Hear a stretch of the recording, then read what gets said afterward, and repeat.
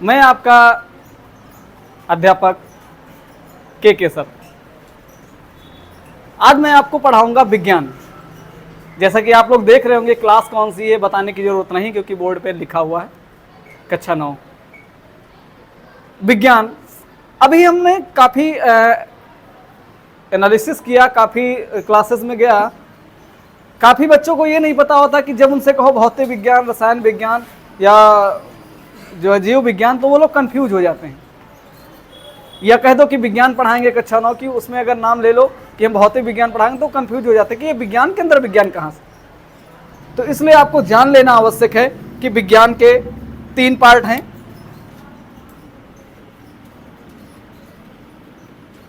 पहला पार्ट है इसका भौतिक विज्ञान। भौतिक विज्ञान। दूसरा है आपका रसायन विज्ञान। तीसरा है आपका जीव विज्ञान। जीव विज्ञान। लेकिन आपके पूरी बुक का नाम है विज्ञान, उसी में ये तीनों पार्ट में से लेसन करके दिए गए, यानी पाठ दिए गए हैं, जिनमें हम आपसे चर्चा करेंगे भौतिक विज्ञान की। किसकी चर्चा करेंगे? भौतिक विज्ञान।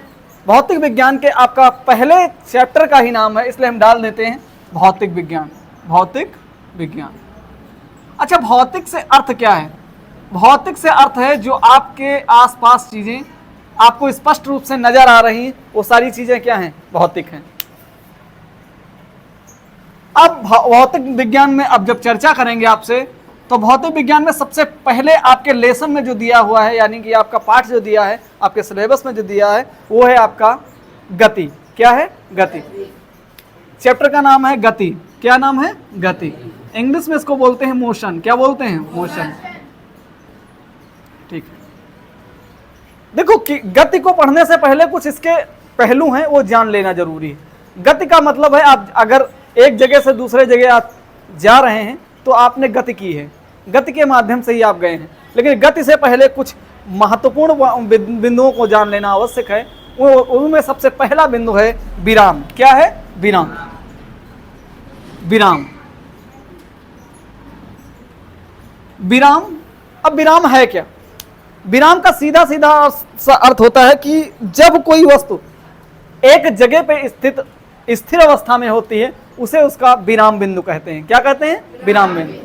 ठीक है। जैसे कि अभी आप बेंच पे बैठे हुए हैं, तो आप एक विराम बिंदु पे हैं। अब मैं थोड़ा टहल टहल कर पढ़ा रहा हूं, तो उसमें बीच बीच में मेरी गति भी काउंट हो जा रही है। अब दूसरी गति का मतलब आप समझिए, जब हम किसी एक स्थिर बिंदु से एक दूसरे बिंदु तक पहुंचते हैं, तो इसके बीच में हमने जो गति की है, इसे ही क्या कहते हैं? गति। गति का सीधा सा मतलब आप समझ लीजिए कि आप चल फिर रहे हैं, ठीक है, एक जगह से दूसरे जगह जा रहे हैं, तो वो गति के माध्यम से ही आप एक जगह से दूसरे जगह पहुंचे हैं। फिर आता है मूल बिंदु आपका है। इसके बाद विराम के बाद आता है आपका गति। ठीक है। गति का मतलब होता है एक बिंदु अगर है, ये इस बिंदु से अगर हम इस बिंदु तक पहुंचे हैं, बिंदु ए से बिंदु बी तक अगर पहुंचे हैं, तो इसका मतलब अगर कुछ हुआ है, उसको बोलते हैं गति। क्या बोलते हैं? गति। हालांकि अब चलेंगे गति की आपको परिभाषा भी बताएंगे कि गति की परिभाषा क्या होती है। फिर आता है मूल बिंदु।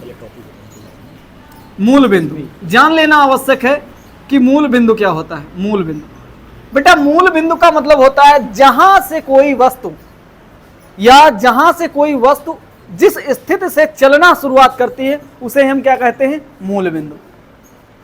अच्छा, आप लोग विद्यालय जब आए हैं, तो विद्यालय आप एक जगह से आए होंगे, स्पेसिफिक आपका एक घर होगा, वहां से आप आए हैं, तो आप सभी का मूल बिंदु क्या हो गया? आपका घर। और आप जहां तक आए हैं, यानी कि आप अपने विद्यालय तक आए हैं, तो ये क्या हो गया? आपका अंतिम बिंदु। क्या हो गया? अंतिम। लेकिन जब आप यहां से अपने घर के लिए जाएंगे, तो आपका ये क्या हो जाएगा? आपका जो ये मूल बिंदु हो जाएगा, और आपका घर क्या हो जाएगा? अंतिम बिंदु। ठीक है। अगला है, अब चलते हैं गति को जान लेना आवश्यक है। चलते हैं अब गति के प्रकार। क्या? गति के प्रकार। चलिए, गति के प्रकार। गति के प्रकार। Type of motion. Type of motion. जो ये बायलिंगुअल इसलिए मैं पढ़ा रहा हूं ताकि आपको दिक्कत ना हो, चाहे इंग्लिश मीडियम हो चाहे हिंदी मीडियम हो। अब गति के लिए सबसे पहले देख लेते हैं, गति के 4 बिंदु जो हैं उनमें हम देख लेते हैं। सबसे पहली गति है रैखिक। क्या है? रैखिक। रैखिक। दूसरी होती है आपकी, दूसरी अगर हो गई तो उसको बोलते हैं दोलनी गति। क्या बोलते हैं? दोलनी गति। दोलनी गति। दोलनी गति। दोलनी गति के बाद आपकी हो गई आवर्त गति। क्या हो गई? आवर्त गति। आवर्त गति। आवर्त गति। आवर्त गति के बाद अगर मैं आपकी बात करूं तो हो गई आपकी वृत्तीय गति। क्या हो गई? वृत्तीय गति। क्या हो गई? वृत्तीय गति। हाँ, अब एक एक पे चर्चा करेंगे और आगे बढ़ेंगे। जैसे रैखिक गति, भैया आपको कक्षा 4-5 में पढ़ाया होगा रेखा। रेखा तो हम क्या करते थे, जैसे रेखा का नाम आया हमारे दिमाग में क्या हो, ये रेखा किसी का नाम नहीं है, ये रेखा मतलब होता है एक हमने लाइन खींची, इसे क्या बोलते हैं? रेखा। जब आप एक सीधी गति से जा रहे होते हैं उसे बोलते हैं रेखा में, इसलिए उसको बोल देते हैं रैखिक गति। क्या बोलते हैं? रैखिक। अब वो वाला नहीं, रोड पे जा रहे हैं लहरा के सांप बना दो, क्या रील में आता है, वो वाला नहीं है, आप उसको मत समझ लीजिएगा, तब वहां पे तो वो चीजें आप अलग हो जाएंगे, उसमें आप नहीं जाएंगे। तो रैखिक गति का मतलब होता है एक सीधे एक दिशा में हम चलते जाते हैं, तो क्या होता है? रैखिक गति। इसके बाद आता है दोलनी गति।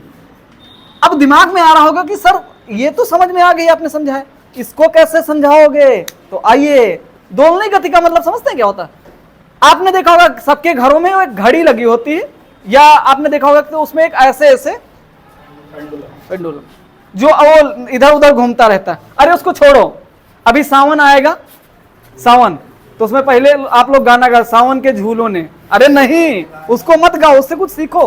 क्या आप देखते हैं झूला को ऐसे पकड़ते हैं फिर छोड़ेंगे तो वो क्या करेगा? झूला ऐसे ऐसे ऐसे ऐसे। तो ये आपकी क्या हो गई? दोलनी गति हो गई। क्या हो गई? दोलनी गति। कौन सी गति हो गई? दोलनी गति। अब इसके बाद आती है आवर्त गति, इसके बाद आता है वृत्तीय गति। क्या आता है? वृत्तीय। अब वृत्तीय गति कितने लोगों को पता है? वृत्तीय गति का मतलब समझते हैं?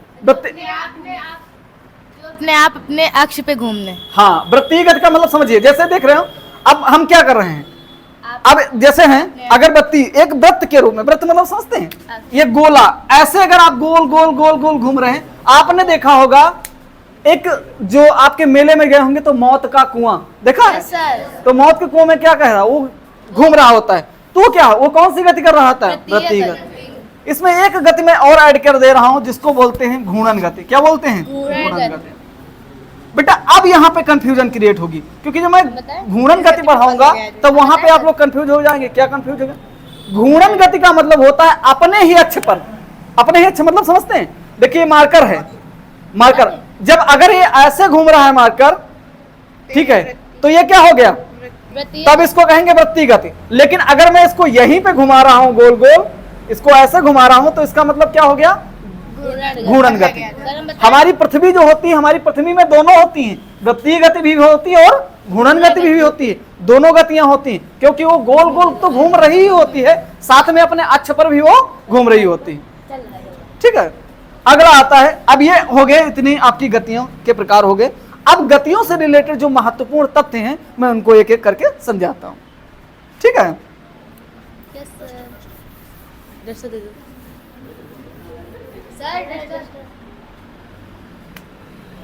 चलिए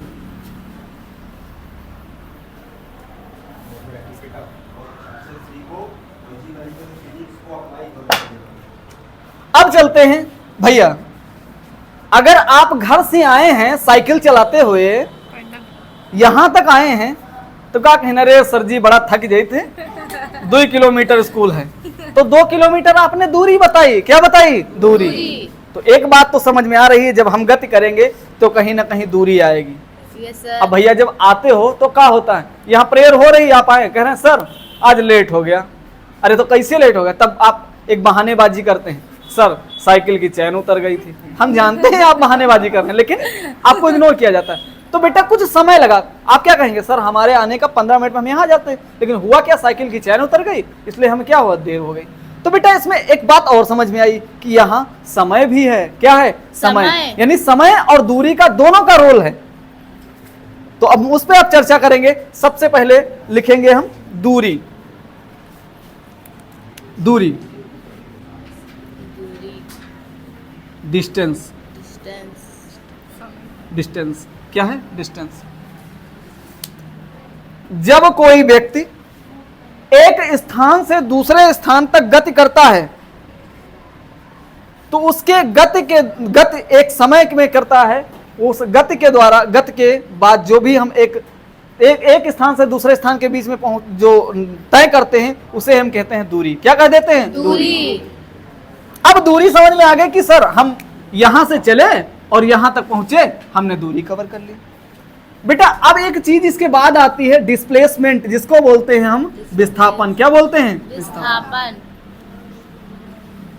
कहेंगे सर ये मेरी समझ में कबहू नहीं आया। आएगा भैया, बिल्कुल आएगा। काहे, क्योंकि ये कक्षा 8 में भी था, थोड़ी झलक दिखलाई गई थी, तो इसलिए अब इसको हम यहाँ समझाते हैं। आज के बाद कोई कंफ्यूजन आपको नहीं होगा, ये मेरी गारंटी है। Yes sir. दूरी का मतलब होता है जब हम किसी रास्ते का अनुसरण करते हुए चलते हैं। जब हम किसी रास्ते का अनुसरण करते हुए चलते हैं तो उसे हम क्या कह देते हैं, दूरी। लेकिन जब हम किसी रास्ते का अनुसरण न करते हुए सीधे चलते हैं, कहने का मतलब शॉर्टकट चलते हैं, तो उसे ही हम कह देते हैं विस्थापन। जैसे समझिए, अभी मैं मान लीजिए यहां हूं।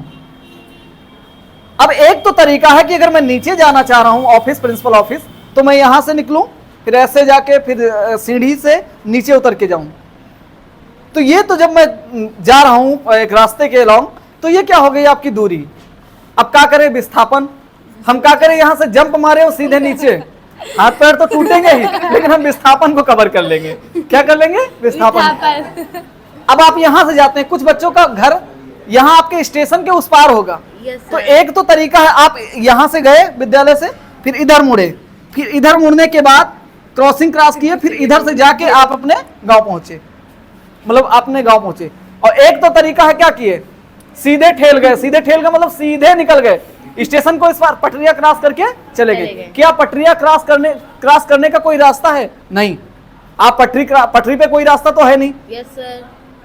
इसलिए वो आपका क्या हो गया, विस्थापन। और एक चीज हमेशा ध्यान रखिएगा, कंडीशन, दूरी हमेशा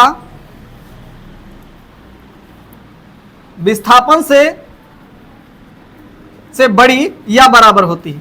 कहेंगे क्यों, विस्थापन क्या होता है, छोटा होता है किससे, दूरी से, या तो बराबर होता है। कहेंगे सर बड़ा तो समझ में आता है। जैसे समझिए, अब मान लेते हैं ये गरिमा का घर है। किसका है, गरिमा का। एक गरिमा का घर है, और ये मान लेते हैं सीमा का घर है। किसका घर है, सीमा। अब गरिमा सीमा बहुत अच्छी फ्रेंड है। अब ये यहां से रास्ता है इनका यहां आने का, यहां। अब गरिमा ने कहा, सीमा फोन करके कहा, सीमा हमने बढ़िया चाउमीन एकदम बनाई है, खाना हो आ जाओ।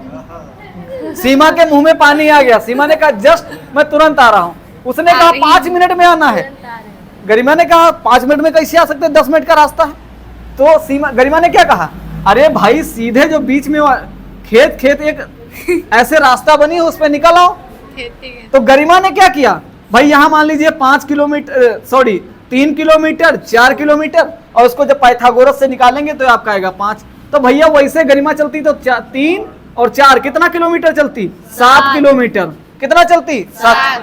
अब भैया सीधे जब रास्ते में गरिमा सीमा के यहाँ आ रही तो कितना चलना पड़ रहा है, कम हुआ नहीं हुआ। तो ये क्या हुआ, अब विस्थापन यहाँ लिखेंगे 5 और दूरी क्या लिखेंगे, 7। तो देखो 7 क्या है, 5 से बड़ा है, इसलिए हम कह सकते हैं कि दूरी। लेकिन ध्यान रहे, अभी मान लीजिए हमको सीधे जाना है। मान लीजिए यहाँ बच्चियां बैठी, मैं यहाँ से सीधे जाऊं वहां तक, तो दूरी भी यही होगी और विस्थापन भी यही होगा। दूरी भी यही होगी और विस्थापन भी यही होगा। तो उस स्थिति में दूरी और विस्थापन बराबर हो जाते हैं। ठीक है, पॉज कर। अब आते हैं भैया विस्थापन और दूरी में कुछ अंतर समझ लेते हैं, क्योंकि कई बार मैं देखा कि लगातार 3-4 साल से पूछा जा रहा है कि विस्थापन और दूरी में अंतर। ठीक है, तो विस्थापन और दूरी में अंतर जानने के लिए हम पहले मार्कर ले लेते हैं, डस्टर ले लेते हैं।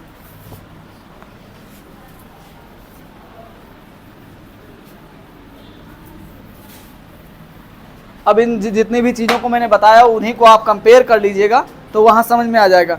लेकिन अब एक चीज़ मैं बता दे रहा हूँ आपको, ठीक है। अब देखिए,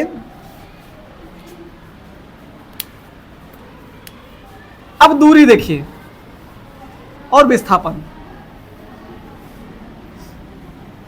भैया अब दूरी और विस्थापन जानते हो क्या कह रहा है? दूरी कह रहा है कि अगर आप 4 किलोमीटर गए हैं, जैसे ए से बी तक गए हैं तो कितना है? 4 किलोमीटर। कितना है? 4 किलोमीटर। और फिर बी से ए तक वापस आए हैं तो कितना चलेंगे? 4 किलोमीटर। अगर आपसे दूरी कोई पूछता है तो दूरी हो जाएगी 4 + 4 बराबर कितना हो जाएगा? 8 किलोमीटर। ये इतना खचरा इंसान है, ये केवल एक ही बात कहता है, कहता भैया आप जाएंगे तब तो ठीक है, तब तो हम मान लेंगे आप 4 किलोमीटर ही है विस्थापन। अब गलती से अगर कहीं मुड़ के आए वापस तो फिर ए से बी, अगर कहीं गलती से मुड़े, अब गलती से आपने आप मुड़े तो यहाँ कितना चले? 4 किलोमीटर। कह रहा भैया हम नहीं मानेंगे, 4 में से 4 क्या हो जाएगा? माइनस। 4 से 4 क्या हो जाएगा? माइनस। इसने कहा जैसे ही आप दिशा बदलेंगे हम घट जाएंगे, और घट जाएंगे तो हम यहाँ से हट जाएंगे, और जब हट जाएंगे तो क्या बचेगा? 0। 4 में से 4 गया, क्या आया? 0। अब यहाँ विस्थापन क्या हो गया? 0 हो गया। लेकिन यहाँ जाने आने के बाद दूरी कितनी हो गई? 8। तो दूरी क्या हो गई? दूना हो गई, और विस्थापन क्या हो गया? 0 हो गया। अब इस पे एक न्यूमेरिकल कराते हैं, समझ में आ जाएगा अच्छे से। न्यूमेरिकल इसलिए मैं करा रहा हूँ ताकि आपका मतलब ऐसा ना हो कि गलत हो जाए, इसलिए मैं करा दे रहा हूं। चलिए लिखिए एक न्यूमेरिकल, आप लोग लिखिए, कॉपी निकालिए, आराम से निकालिए, मैं लिख दे रहा हूं। रीमा के घर से सीमा का घर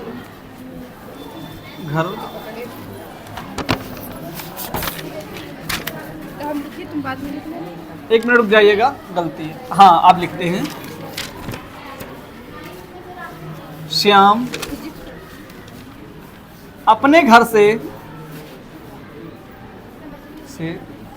विद्यालय के लिए निकलता है। सीमा अपने घर से विद्यालय के लिए श्याम अपने घर से विद्यालय निकलता है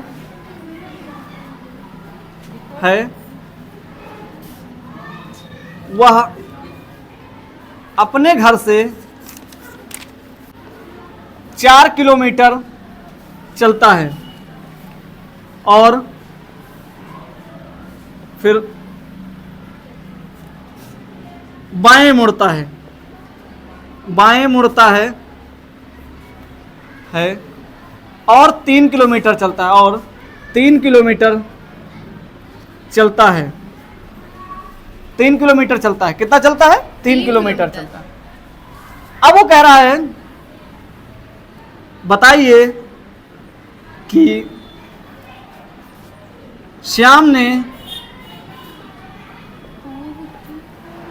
कितनी दूरी पूर्व की ओर 4 किलोमीटर चलता तथा है और मुड़ता है तो 3 किलोमीटर। कितना विस्थापन तय किया। बेटा अब इसको आप देखिए, आप लोग नोट कर लिए हो तो इतने छोड़ दीजिए, आप सीधे मेरी तरफ देखो, छोड़ दीजिए, पेन रख दीजिए। चलिए देखिए, जब भी कभी ऐसे देखिए बेटा, कहते हैं ना कि हम सर हमको नहीं आता, ये नहीं आता, वो नहीं आता। बेटा कुछ नहीं, ठीक है। कहते हैं 2 लाइनें हैं, मिल ही जाएगी मंजिल भटकते भटकते, गुमराह तो वो लोग हैं जो निकले नहीं घर से मंजिल की तलाश में।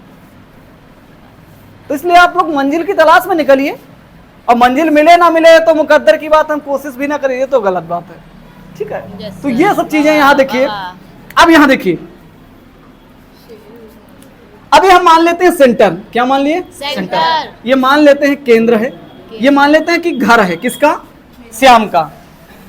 अब ये कह रहा है यहां से श्याम कितना चला? पूरब की ओर। आपको पता है कि ये पूर्व है, ये आपका पश्चिम है, ये आपका उत्तर है, ये क्या है दक्षिण है। अब जब चला पूर्व की ओर तो कितना चलता है पहले देख लेते हैं, 4 किलोमीटर। तो मान लेते हैं इतना 4 किलोमीटर हो गया। अब इसके बाद ये बाएं मुड़ा, बाएं मतलब अब ऐसे गया है तो ऐसे मुड़ेगा, तो बाएं तो मतलब बाएं मतलब इधर 3 कितना चला 3 किलोमीटर। अब ये कह रहा भैया बताओ कि ये दूरी कितनी तय की और विस्थापन कितना तय किया। मैंने विस्थापन के बारे में सीधे सीधे बताया था कि सीधे चलो, किसी रास्ते का अनुसरण आपको नहीं करना। अगर आप रास्ते का अनुसरण नहीं कर रहे हैं, ठीक है, सीधे जा रहे हैं, तो इसका मतलब क्या हो गया विस्थापन। तो जरा देखते हैं, जब भी बात आएगी दूरी की तो भैया देखो इसको मान लेते हैं ए ओ बी, ए ओ बी, तो दूरी हो जाएगी ए ओ प्लस ओ बी, तो आपकी हो जाएगी 3 + 4 बराबर कितना आ गया 7। अब विस्थापन के बारे में देखिए, विस्थापन आपका सीधे हो जाएगा ए बी, क्या हो जाएगा ए बी। ए बी कितना आया ए बी। अब ए बी के लिए हम किसके पास जाएंगे, पाइथागोरस के पास, ठीक है। तो पाइथागोरस प्रमेय से, तो अब ए बी का कितना आ जाएगा 5, कितना आ जाएगा 5। यहां लिख देंगे पाइथागोरस, पाइथागोरस प्रमेय से, प्रमेय से, ठीक है। अब आप लोग पाइथागोरस प्रमेय आप लोगों को सर पढ़ाएंगे मैथ वाले, ठीक है।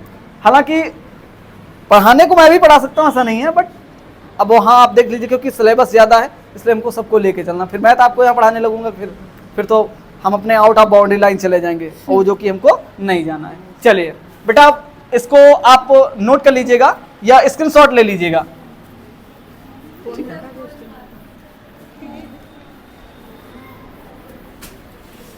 अब चलते हैं एक बहुत बढ़िया एकदम मस्त सदिश और अदिश, सदिश और अदिश, सदिश एवं अदिश रास। पिछले बार एक बच्चा आया कहने लगा सर हम फर्स्ट ईयर में आ गए हैं, मेरी सदिश अदिश ही समझ में नहीं आया, हम कंफ्यूज हो जाते हैं कि का कहें का ना कहें, किसको किस में ले लें। हमने कहा आओ, पकड़ा, तो मैंने कहा बैठो मेरे पास। मैंने उसको 2 चीजें बताई। क्या बताई? 2 चीजें। मैंने कहा सदिश, सदिश। मैंने उससे पूछा क्या हिंदी पढ़े हो, कहने हाँ। तो मैंने कहा इसको तोड़ो, स प्लस दिस। दिस का मतलब दिशा, दिस का मतलब दिशा, सा का मतलब सहित, सहित, दिशा सहित, दिशा सहित परिमाण। परिमाण, परिमाण का मतलब होता है कि कोई भी वैल्यू दी है वो, जब हम दिशा के सहित परिमाण को काउंट करते हैं तो उसको हम क्या बोल देते हैं? सदिश। सदिश। क्या बोलते हैं? सदिश। अब भैया आते हैं बात अदिश पे, नहीं तो गुस्सिया जाएगा भैया ये। अदिश कहेगा इनको पढ़ा रहे हो हमको नहीं पढ़ा रहे हो। अब भैया इसको तोड़ दो, कैसे तोड़ेंगे? आ प्लस दिस। अब कहेंगे सर इसको, भैया देखो समान, समान मतलब एक जैसा, और उसी के आगे जब आ लगा देते थे तो क्या हो जाता? असमान, यानी कि नहीं के अर्थ में आ जाता था। तो इसका मतलब नहीं समझ लो, क्या नहीं, इसका मतलब दिशा, दिशा के बिना परिमाण, परिमाण मतलब दिशा नहीं लेकिन परिणाम की परिमाण क्या है? परिमाण है और लेकिन इसमें क्या है? दिशा नहीं है। उसको बोल देते हैं अदिश राशि। जिसमें दिशा की बात न की जाए वो हो गई अदिश राशि। और जहां कहीं गलती से दिशा का नाम आ गया, ए दिशा यहाँ किसी लड़की का नाम नहीं है, ठीक है, यहाँ दिशा का मतलब डायरेक्शन, ठीक है, तो डायरेक्शन। तो ये सब चीजें जब हो जाएंगी आपकी अदिश, और यहाँ क्या हो गया? सदिश। अब इसमें किसको लाएंगे ये चीजें ध्यान दीजिए बेटा। अब देखिए अदिश में इसको हटा दो, अब इतने आप समझदार हैं। अब मैं आप लोगों को एक एक चीज बता देता हूं। ये आ गया सदिश, सदिश, और ये आ गया अदिश। अदिश।